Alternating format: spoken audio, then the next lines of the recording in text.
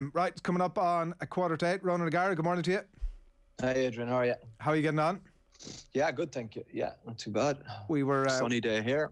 Sunny day. The weather's fantastic. It turns out like a bit of good weather is great to lift everybody's mood. Although your own mood must be flying high. We were chatting to you on this show 3 weeks ago, and you had obviously Bordeaux, Gloucester, and a potential quarter-final ahead of you. 3 from 3. Have you managed to enjoy that last 3 weeks, or how's it been?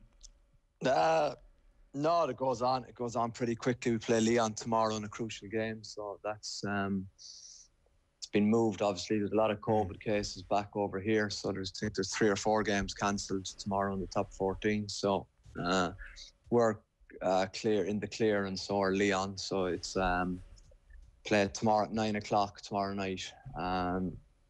So it's a big game because no doubt the last few weeks have been really enjoyable.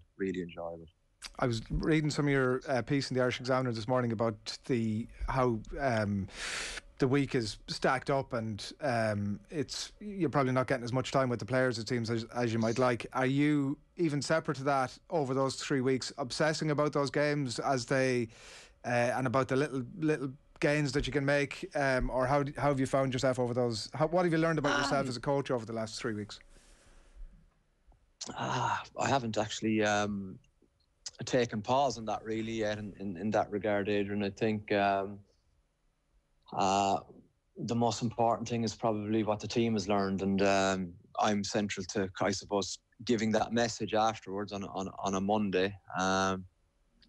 So it was good in the fact that we played with 2 English teams, obviously, but complete different, I suppose, styles of playing, and we were able to play differently, but also play quite effectively. So, you're always trying to, I suppose, build your playbook and build your appreciation of what is needed in a certain moment. But I think still keep coming back to attitude and I suppose the desire of players. And once you kind of see that in them, I think that overpowers the strategy side of things.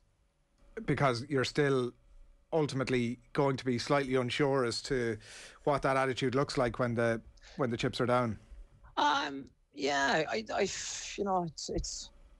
think when things are going well, you have to acknowledge it too, and they're going well now, because they're going to hit rocky periods, and we've had it in the last 24 months or 20 months, and sometimes it's very hard to get momentum, but we have momentum now, so the key is to try and keep it for as long as we can. There's potential of 9 or 10 games left in our season, so it's not unrealistic to think you can keep it for that length of time. So that's the plan. It was interesting looking at the reaction after the Leinster game, after you gave the interview on BT, where the Irish audience was like, this guy, we know this guy, we've seen and heard a good bit of this guy, we know what he's about. Whereas the English audience were like, this guy, I don't know, this guy used to play. Wow, he's this guy can speak as well. Yeah, you just kick it to the corner. Were you? Yeah, exactly. Were you taken aback? There was a massive reaction to that interview you did after the Leinster game. Yeah, it was. I put it down to I think the Irish and the English public are starved of top 14 rugby. As I said numerous times, we always just get a highlights package on a Sunday or a Thursday on Sky Sports, and it was, I think, no one enjoys watching 6 or 7 average top 14 games in its entirety. But I think when you kind of clip it into a 30-minute package, it makes for great viewing, because there are some fantastic players playing in France, and there's big names playing in France, but there's also some serious skill there. But our minds aren't, I suppose,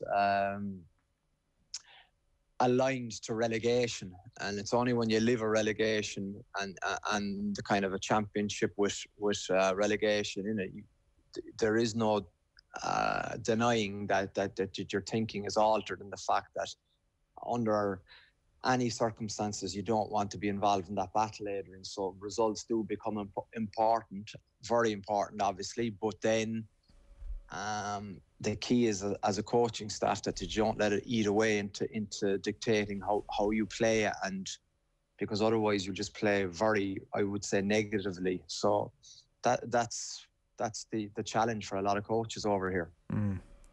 What was before the logical, critical thinking part of your brain kicked off when the draw was made? What was your first thought? Well, the first thought was kind of hopefully you'll be your first or third out of the drum, you know. That's what you're looking for. And obviously it's home advantage with a big asterisk, but it makes it easier, obviously, than, I mean, the thought of going to the RDS is a lot more difficult than the thought of receiving, even without the public. So at home, was where you wanted to be. And when it was Leinster, it was like, oh, okay. That's, you know what I mean? That's where we are now. It's us or them going to a final. So how exciting is that? Yeah, a few texts from home, I presume. Like, if Munster can't do it, O'Gara beating them is the next best option. No, I think I'm gone too long for that. I think people are over that. I think it's a different stage of everyone's life now. Ronan, when it comes to playing an opponent that I guess you know so well, you've got such a history against Leinster, you're watching these guys play a lot. When you're then planning for them as an actual opponent coming up in a few weeks' time, do you sort of have to park the knowledge you've already built up about them and start afresh with your prep?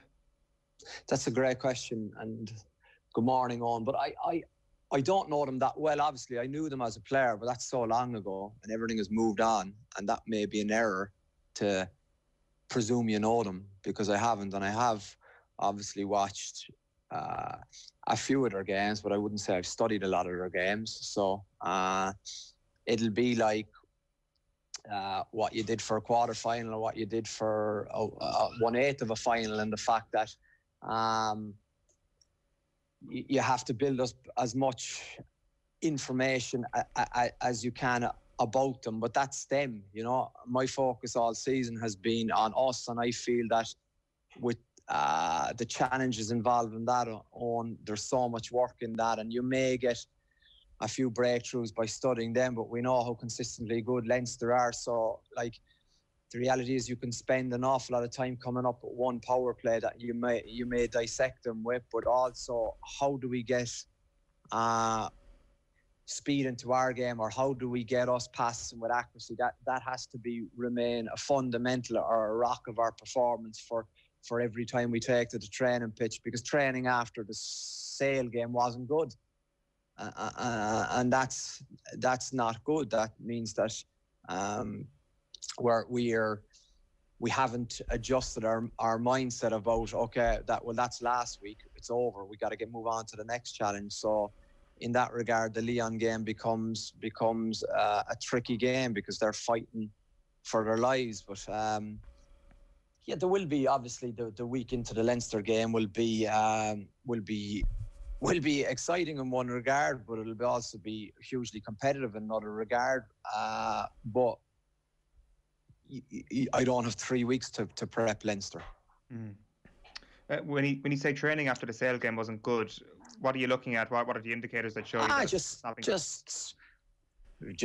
to your eye, your instinct in terms of just skills errors, you know, and concentration levels, giddiness, you know. So you just need to.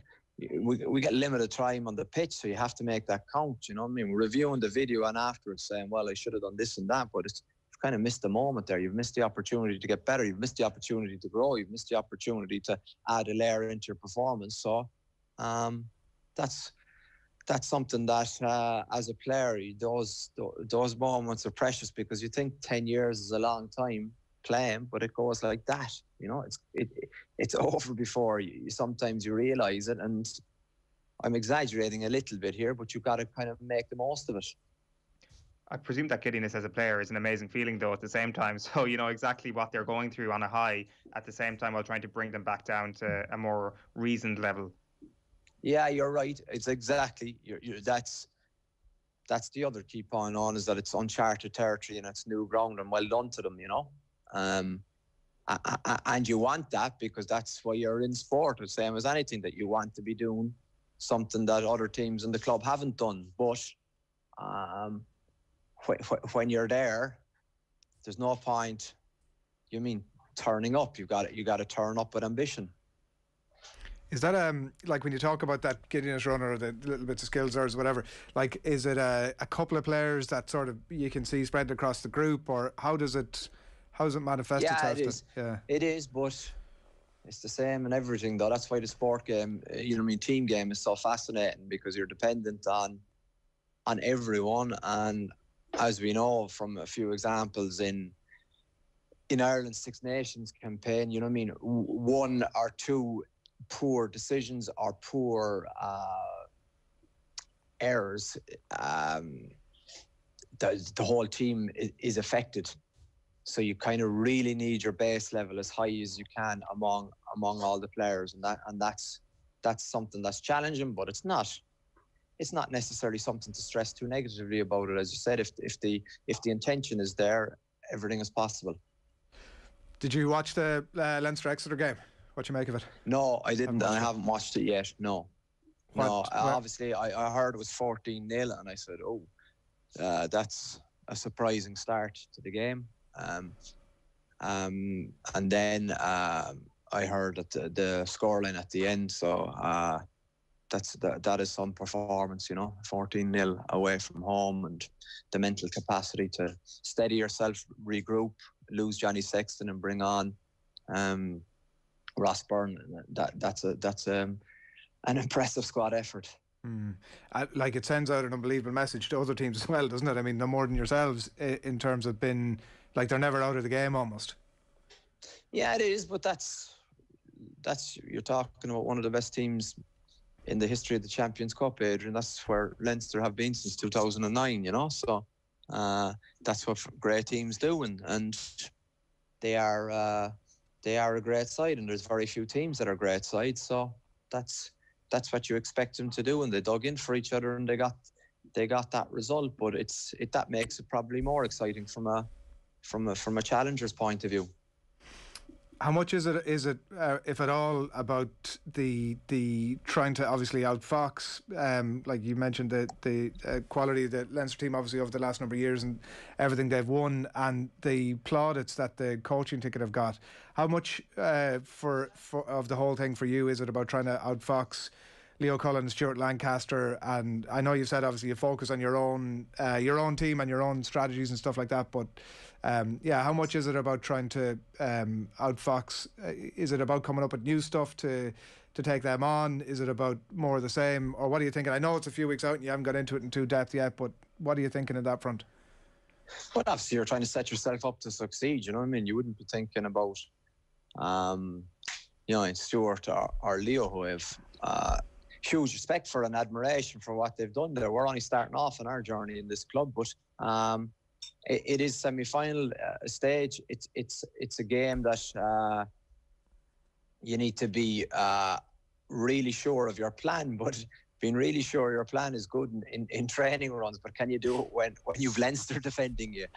So it's the game is full of mini battles everywhere, and the Leinster think tank will have seen plenty of opportunities to exploit us, and our coaching group will have a look to see where we can have a go off Leinster. But that's the beauty of sport. I think it never really comes down to one moment of kind of outfoxing the opposition coaches. There's 80 minutes there where you got to try and put the Leinster team or vice versa, them under as much pressure as you possibly can, and you're hoping, if we're in the game, that after 70 odd minutes they crack. But that's a general plan. Is it helpful to think about what it might look like winning the entire thing at this point, or is that just not of any benefit? No, it's very, very, very important to dream, but you have to really take yourself back to the moment, and then when you get closer to the game, you're thinking about your next play. You're going to get distracted and giddy by imagining yourself running around a stadium with a cup. That's not what happens. You gotta stay in the now and stay focused. Yeah. would hopefully catch up with you again before that game. A few weeks away yet, and obviously, as you said, important stuff to be dealt with domestically as well. In the meantime, the big news, obviously, during the week that Simon Zebo is going back to Munster, and you've written a bit about it in the Examiner this morning. What I was going to ask you, sort of, would you pick Simon Zebo or Hugo Keenan at 15 if you were picking a team tomorrow for Ireland? And both were available. Tomorrow, you pick Hugo Keenan because he's in form. He deserves exactly what he's got. He's been one of Ireland's best players for me, and there's no debate on it. The minute what happens now is the fact that Simon re-enters the calculations to play for Ireland. He has to perform well for Munster. If he performs well for Munster, he gets into the Irish training camp. If he performs well in training, he may get a shot at it. But the incumbent is rightly Hugo Keenan. He's performed excellently, but it's all of a sudden you have a player with huge X factor who has the capacity to play big on the big occasion, and that is only an advantage for Irish rugby. Is Simon Zebo as fun to play with as he is to watch? Yes, everything about him is great on. Fantastic company, fantastic, I suppose, philosophy on life, fantastic guy to have in your camp, very positive, huge energy, and adds an awful lot to an environment. Does it look like a move that he's making to see out his career, Ronan, are you thinking, or is this a... No, I don't think so. I think... a top 14 in the opportunities in France, unless your GIF are becoming narrower and narrower. And I'd say they signed Boffelli, Racing did. So that was probably something that, was a call that Simon said, okay, well, if they look like they're putting their eggs in his basket. So for me, it's time to make a move. But he's only 31. Yeah. I think it's amazing because of he has genetically he has an awful lot of strong points. He just needs to knuckle down to training like he's well capable of doing, and he is doing, and he's going to be a serious asset to Munster and Ireland. One other thing we want to ask about just before we let you off, Paul O'Connell was talking during the week about who his Lions captain might be, and it was an interesting and it must have been a very honest shout from him given his position with the Irish team, and he was talking about Owen Farrell. I don't know if you'd seen that, but he was... No, I haven't seen that. He the phrase that he used was he's almost coaching, was the thing that he was using as the main reason to think that this guy would be the Lions captain. Is it you didn't do a huge amount of captaincy, is that fair enough to say, over your career, which is almost surprising in some ways given what we've seen you to go on to do as a coach? Yeah, but sure, I played most of my career with Paul O'Connell, so I didn't do much captaincy, but I don't know, was it 06 or 08, Paulie missed the 6 pool games and we won 6 out of 6 without him, and that was another example in sport. If the show goes on, no matter how good you are, the team is always first, and the team didn't miss Paul on that occasion, but it also was an opportunity for me to do a bit of captaincy. But it's something that I think the real captaincy. I think they stand out, the real captains. But what's also nearly as important, Adrian, is your leadership group. That is because if you have all your eggs in one basket on the captain, and the captain being the leader, but if he, for example, has a commotion, what's the word for HIA within the first 8 minutes. We're getting French lessons here as well as a bit of rugby inside. It's great. No, sorry. It's a bit early, sorry.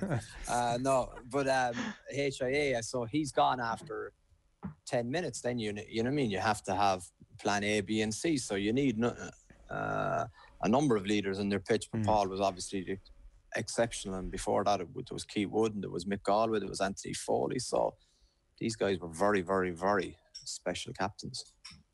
Ronan, just one last one for me. Also in your Irish Examiner column this morning. The very first paragraph, you say you shuffled your way through a long run. What is the Ronan O'Gara running routine, and how good is it for your head? It's very, very important for the head. It's amazing, actually. The thought of going for a run is horrendous, but 1 hour after finishing, it's a different Raj, it's a different person. You just feel an awful lot better. You feel clearer in your thinking, you feel sharper, and it's something that I've enjoyed since the start of the year, even though it's a particularly boring sport. But waddling, I recommend it to anyone. Just exercise, it's needed. Are you a podcast man when you're out running, or are you thinking? No, absolutely not allowed. Right. No. Why? Me in my own world, Adrian, because I can kind of do the subs, or the who you want to finish the game with. Nowadays, when you have such versatility, probably in your backline, you can go do all kinds of combinations. So I literally go into that kind of world of how would we look like with him at 10, or him at 12, or him at 13, or him at 15. So I just do a bit of that. What's your 5K time? I actually bought a new watch the other day. Actually, it was good, but my kids laugh at me. I'm not really a Sunto. I'm not really. It's a Norwegian brand. Is it our Finnish brand for trek running? Well, I thought that was another French expression, Ronan, so that'll tell that's you. That's way over my head. I know I waddle away around, 6 minutes a kilometre on, But we're both nodding as if we've any sort of understanding as to whether that's good or bad. We'll assume it's very light, very, very light pace. It's basically just turning over, Yeah, well, look, when you hit middle age, Ronan, you gotta look after the body. That's the important thing, as I'm aware of. Well done over the last few weeks. Good to catch up with you. You too. Thank you, guys. Thanks a lot. Chat to you next week. See you. Thanks a lot. Ronan O'Gara on the line there from France, and pretty interesting time, obviously, for him. We're going to catch up with the Junior Minister for Sport after these.